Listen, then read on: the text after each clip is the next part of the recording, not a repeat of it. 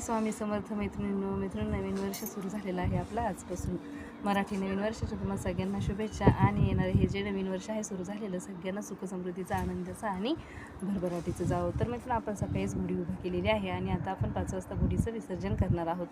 तर त्यासाठी आपल्याला काय करायचं आहे, तर आपण सुरुवातीला एक नारळ फोडणार आहोत आणि गुढीचं विसर्जन करणार आहोत. त्याचबरोबर मित्रांनो, आपल्याला गुढीसाठी ज्या वस्तू लावलेल्या आहेत आपण, त्याचा एक उपाय आहे, तो आपल्याला नक्कीच करायचा आहे आपल्या सुखसमृद्धीसाठी आणि निरोगी आरोग्यासाठी. तर मित्रांनो, पहिली गोष्ट कोणती आहे, तर जी घाटी आहे आपण ती लावलेली, ती आपण घरामध्ये सगळ्यांनी प्रसाद म्हणून खायची आहे. त्याचबरोबर दुसरा आहे कडुलिंबाचा पाला. त्या पाल्याचं खूप विशेष असं महत्त्व आहे मैत्रिणींनो. तर तो पाला काय करायचा आहे आपल्याला, जो आपण गुढीला लावलेला आहे, तर जिथे आपली तिजोरी आहे त्यामध्ये थोडासा ठेवायचा आहे. त्याचबरोबर आपल्याला तो पाला पर्समध्येही थोडासा ठेवायचा आहे आणि आपल्या ज्या ठिकाणी व्यवसाय असेल तर त्या गल्ल्यामध्येही तो पाला आपल्याला थोडासा ठेवायचा आहे.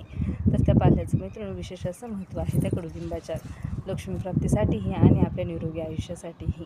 त्यामुळे मित्रांनो, नक्कीच तो गुढीचा जो पाला आहे त्याचा तुम्ही त्याचा जसा योग्य आहे तसा वापर करा आणि आपलं येणारं नवीन वर्ष आपल्या सगळ्यांचं सुखसमृद्धीचं जावं, हीच स्वामींच्या चरणी प्रार्थना. श्री स्वामी समर्थ. जय जय स्वामी समर्थ.